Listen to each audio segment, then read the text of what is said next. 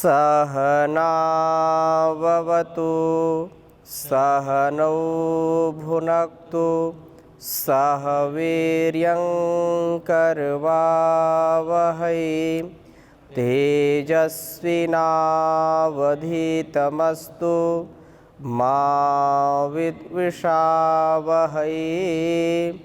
ओम शांति शांति शांति।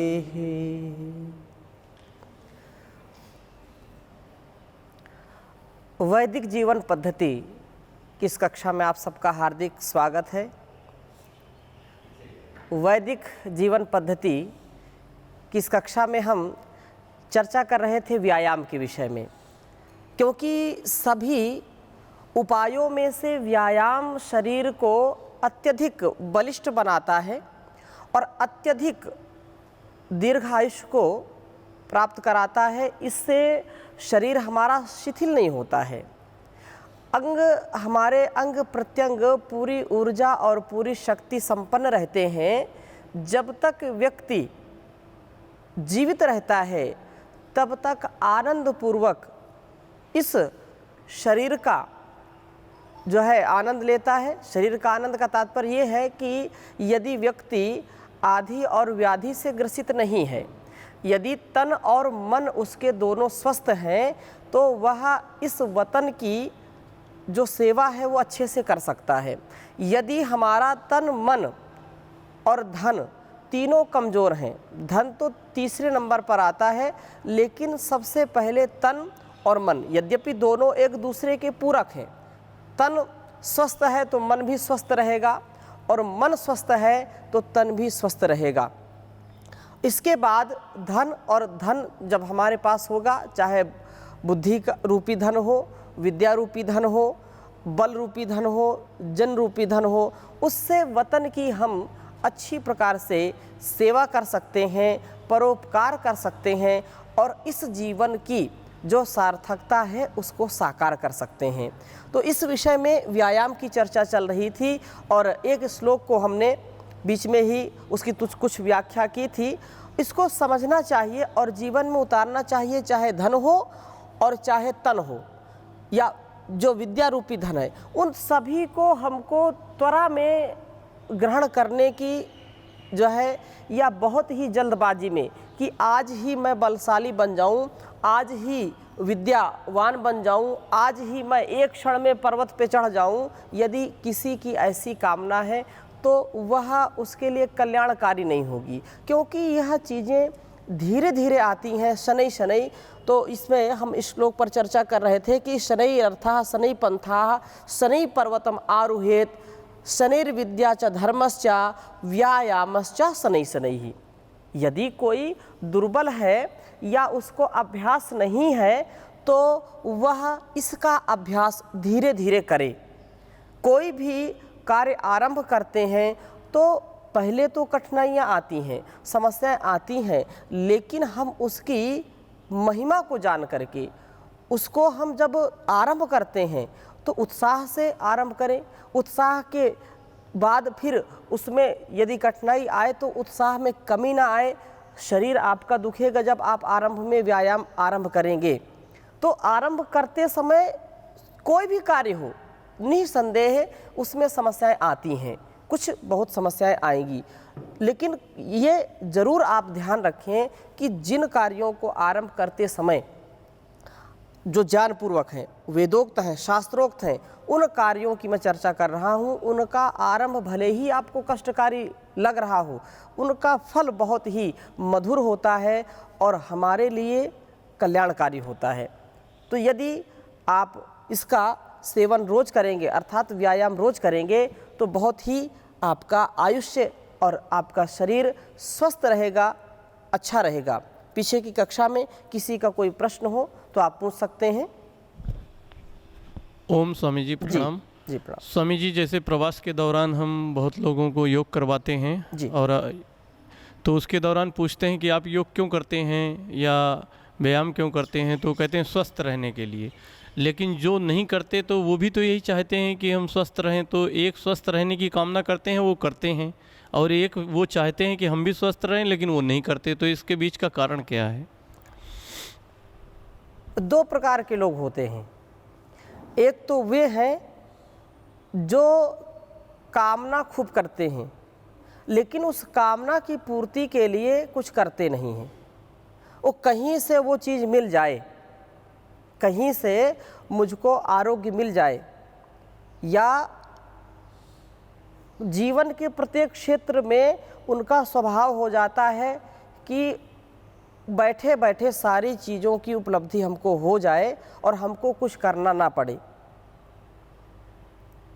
दूसरे व्यक्ति वो हैं कि वो चाहते हैं कि नहीं, हमको कोई भी उपलब्धि अपने बाहुबल, अपने पुरुषार्थ और बहुत ही कृतज्ञतापूर्वक ऋषि मुनियों की जो विचारधारा है उसको अंगीकार करते हुए हम अपने जीवन को जिएं।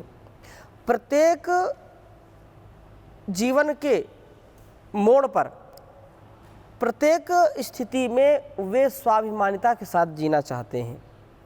वो 100% कर्म करना चाहते हैं और वस्तुतः कर्म ही व्यक्ति को महान बनाता है, उसको जीवन में उत्थान प्रदान करता है।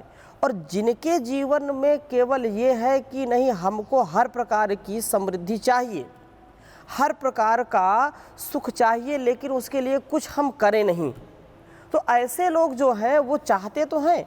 कौन नहीं चाहता है कि मैं जो है धनवान बन जाऊं, कौन नहीं चाहता कि मैं बलवान बन जाऊं। सब चाहते हैं कि मेरा बौद्धिक सामर्थ्य, मेरा शारीरिक सामर्थ्य, मेरे रूप का सामर्थ्य, मेरे जो है हर प्रकार का मेरे अंदर जो सामर्थ्य वो उच्च लेवल का हो, उच्च स्तर का हो।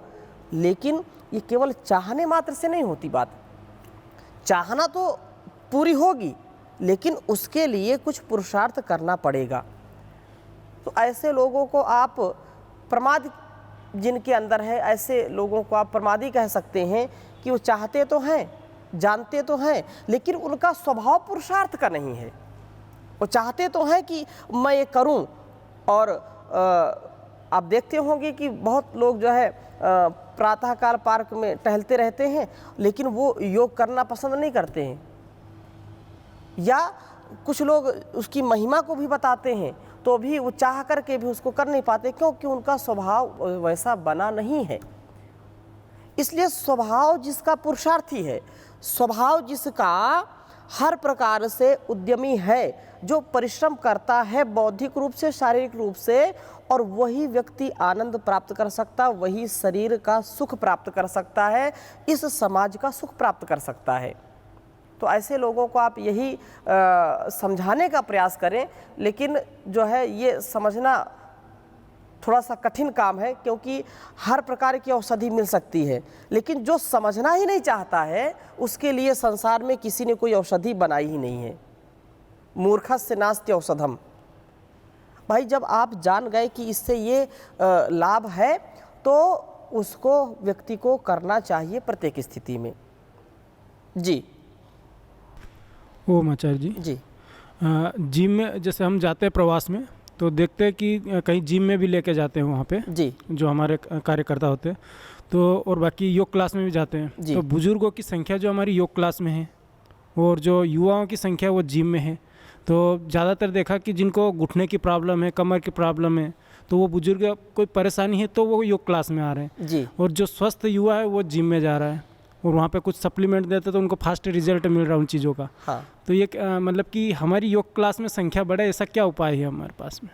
जी, योग का गुणगान, योग की महिमा, जब व्यक्ति, जैसे मैंने अभी बताया, भ्राता संजय जी ने जो प्रश्न पूछा, उसमें व्यक्ति जब स्वयं जागरूक होगा तब वह उस कार्य को करेगा।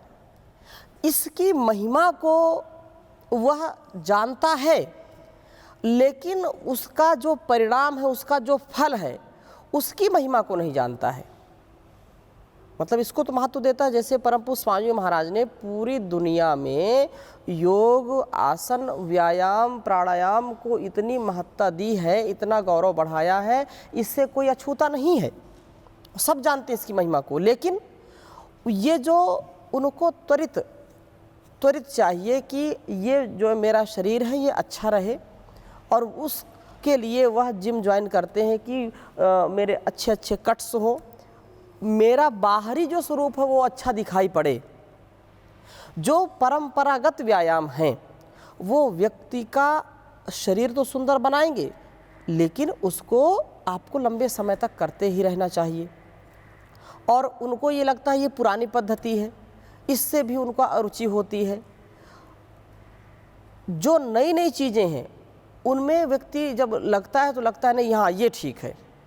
और जबकि मैंने इसकी पहले भी चर्चा की है कि जो जिम ज्वाइन करते हैं या अच्छा शरीर को बना करके रखना चाहते हैं, उनको जब बीच में यदि वो 2-4 दिन 10 दिन 15 दिन के लिए भी जिम छोड़ देंगे तो शरीर उनका खराब हो जाएगा। दूसरी बात ये है कि जो जवानी का जोश होता है, उत्साह जो होता है, युवावस्था में जो उत्साह होता है, वह उत्साह हमको आगे कुछ जो है आध्यात्मिकता या धार्मिकता उसमें लोगों को कम पसंद आती है, क्योंकि वो जवानी का जोश व्यक्ति को दूसरी ओर ले जाता है। लेकिन ये सुखद अनुभव है, ये सुखद है कि आज के भी जो इस परिवेश में देखा जाए तो हजारों लाखों युवाओं ने अपने जीवन को बदला है। युवा भारत जो संगठन का एक विशेष महत्वपूर्ण अंग है, हजारों लाखों युवाओं ने इस जीवन पद्धति को अपनाया है और लोगों को भी जागरूक कर रहे हैं। योग, प्राणायाम, ध्यान, आसन, व्यायाम, ये सब चीज़ें जो है हम सीखने को सिखाने को तत्पर हैं और लोग सीख भी रहे हैं, क्योंकि उसके दुष्परिणाम को उन्होंने जान लिया है। हाँ, जिनको अभी उस परिणाम का मज़ा नहीं मिला है वो करते हैं। तो इसलिए बार बार इस बात को कही जा रही है कि व्यक्ति का उत्साह तो सदा रहे ही, उत्साह में कमी नहीं आनी चाहिए, लेकिन वो विवेकपूर्वक हो, क्योंकि ये शरीर हमको मिला है। शरीर की आरोग्यता के लिए हमको सारे उपाय करने चाहिए, लेकिन वो प्रदर्शन के लिए नहीं।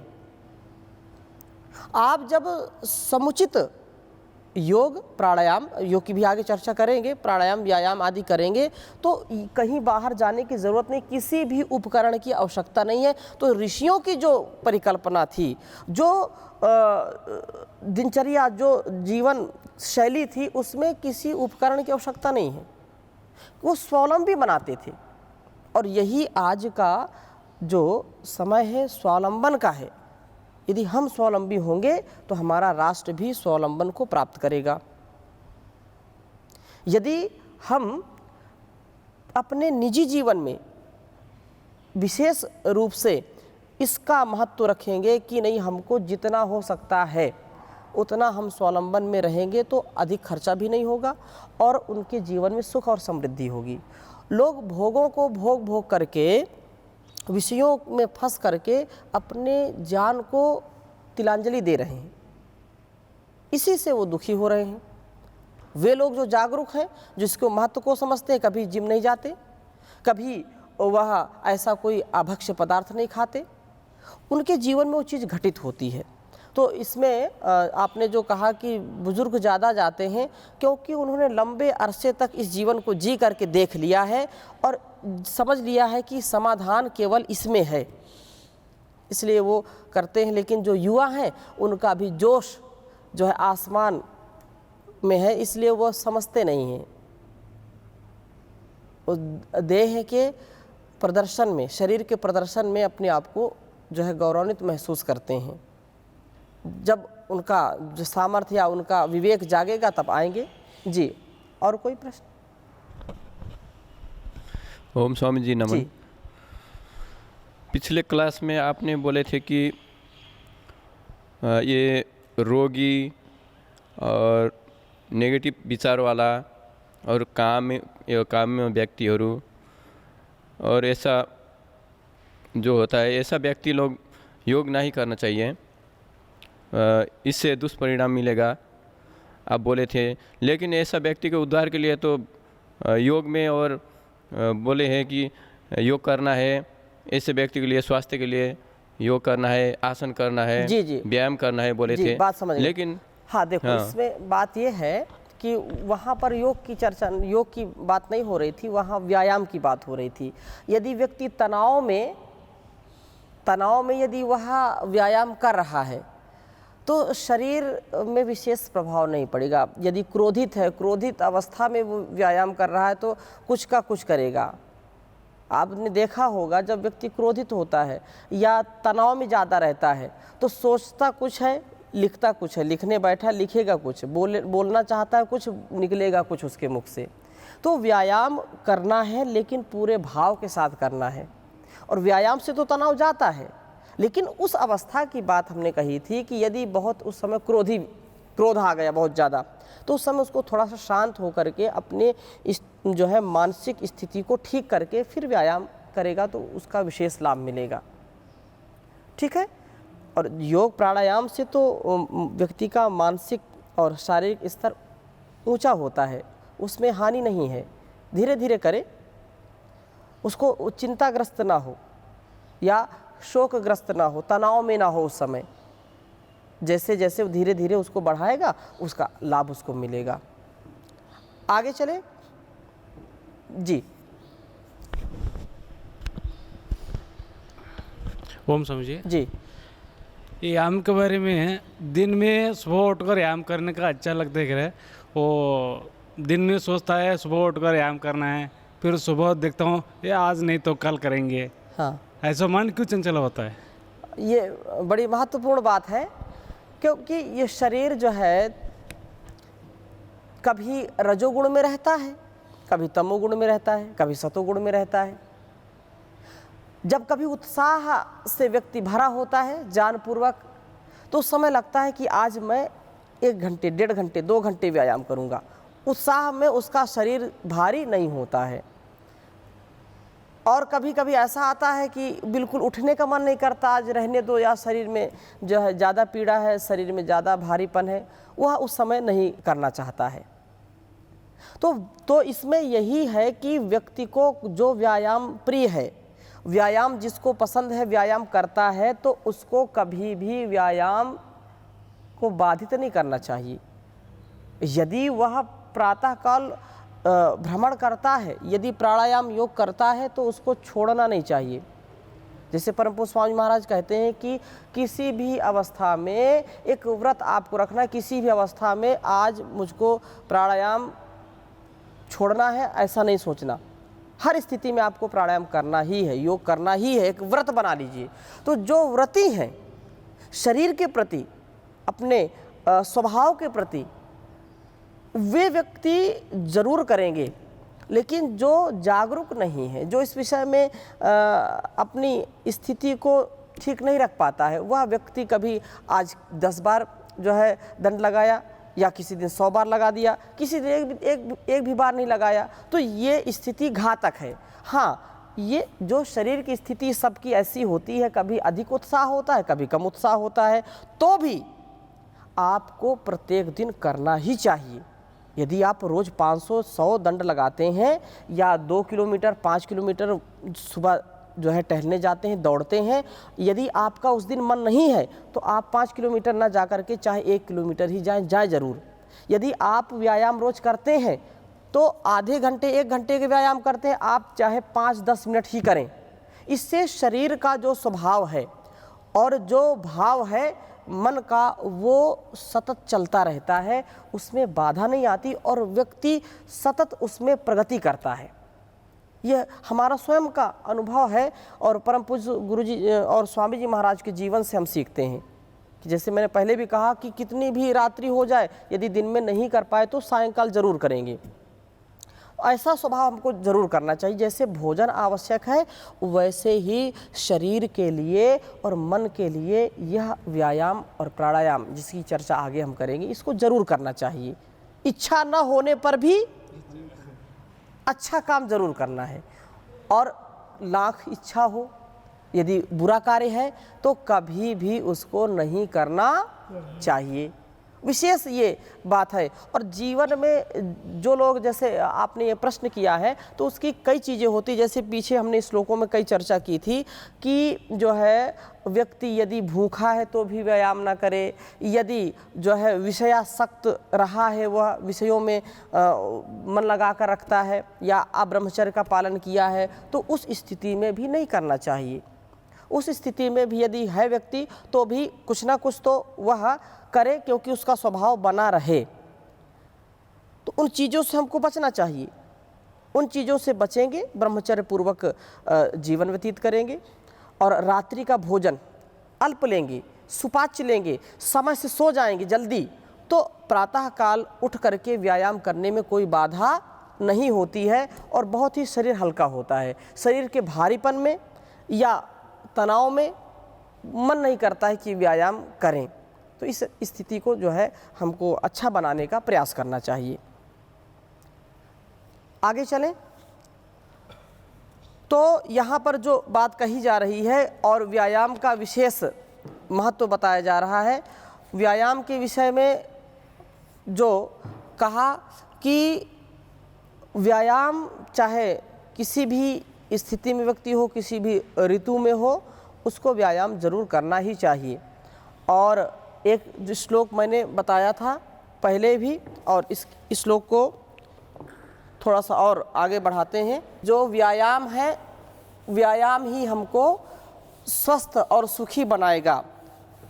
स्वास्थ्य के लिए अत्यंत लाभकारी है व्यायाम।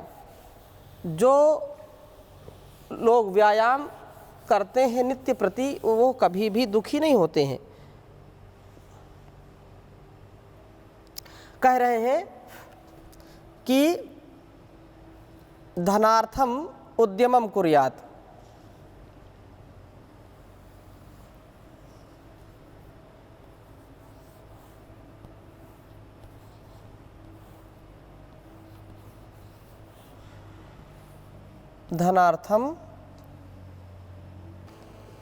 धनार्थम उद्यमम कुर्यात्।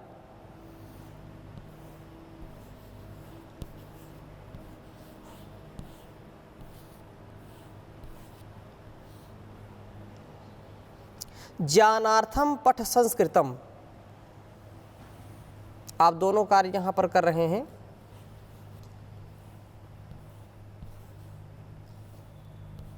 ज्ञानार्थम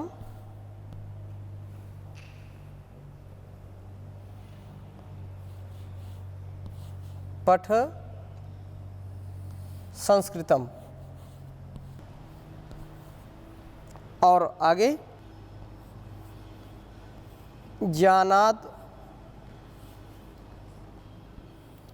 ज्ञानान् भवति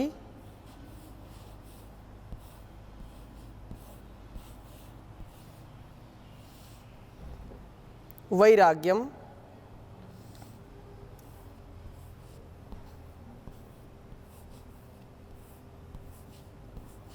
ज्ञानान् भवति वैराग्यम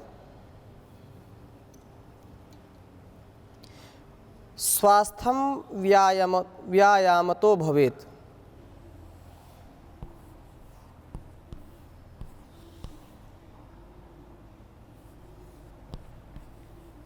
स्वास्थ्यम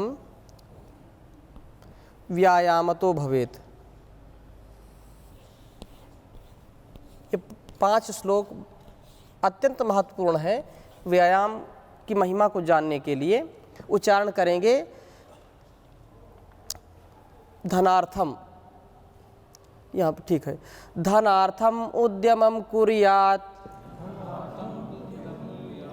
ज्ञानार्थम पठ संस्कृतम, ज्ञानान् भवति वैराग्यम, स्वास्थ्यम व्यायामतो भवेत्। ज्ञानान् भवति वैराग्यम स्वास्थ्यम व्यायामतो भवेत्। बहुत ही सुंदर बात कही है कि धनार्थम उद्यमम कुर्यात्। यदि आप धन की कामना करते हैं, धन की चाहना करते हैं, तो क्या करें? उद्यमम कुर्यात्, धन की यदि कामना कर रहे हैं और उद्यम नहीं कर रहे हैं, पुरुषार्थ नहीं कर रहे हैं, परिश्रम नहीं कर रहे हैं, तो कभी भी आप धन की कामना कितनी भी करें, आप धनवान नहीं बन सकते। आपको धन की प्राप्ति नहीं हो सकती है। धन की जो कामना करते हैं उनको अत्यंत अभिष्ट है कि वह पुरुषार्थ करें, बौद्धिक पुरुषार्थ करें, शरीर से पुरुषार्थ करें। बिना पुरुषार्थ के कोई भी व्यक्ति धनी नहीं बन सकता है। हाँ, ये बात अलग है कि कोई धनवानों के यहाँ जन्म ले, जन्मजात वो धनी हो जाए, वो बात अलग है। तो यहाँ ये नीति बता रही है कि यदि आप धन की कामना करते हैं तो पुरुषार्थ करो। ऐसा नहीं कि जो है दूसरों की धन की कामना करें, ये गलत है और ये बिल्कुल ही जो है पाप की ओर ले जाने वाला कर्म है। यदि हम बैठे बैठे किसी की जो है हम धन की कामना करें, पुरुषार्थ करिए। ये परमात्मा ने दिया है कि जो है आप इससे पुरुषार्थ करो। कृतम में दक्षिणे हस्ते जयो में सव्य आहिता, मेरे जो है हाथ में बल है और मेरे हाथ में ही पुरुषार्थ है और मेरे हाथ में ही सफलता का राज है। आगे कह रहे हैं ज्ञानार्थम पठ संस्कृतम, यदि आप ज्ञान की कामना करते हैं तो इसके लिए आपको संस्कृत पढ़नी पड़ेगी जो आप पढ़ रहे हैं। ऐसी बात क्यों कह दी यहाँ पर? क्योंकि जो भी वेदों का ज्ञान है, जो भी शास्त्रों का ज्ञान है, जो भी नीति का ज्ञान है, दर्शन का ज्ञान है, वो सब क्या है? संस्कृतमय है। संस्कृत भाषा देव भाषा कहलाती है। यह देवताओं की भाषा है।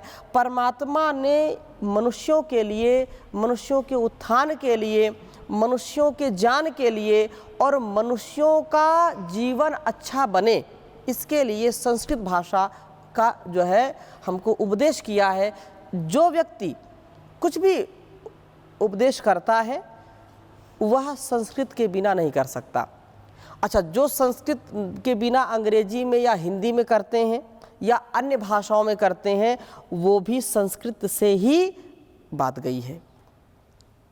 कहीं भी आप जाएं तो ज्ञान यदि आपका परिपक्व है या ज्ञान को परिपक्व करना चाहते हैं तो उसके लिए आपको संस्कृत पढ़ना पड़ेगा।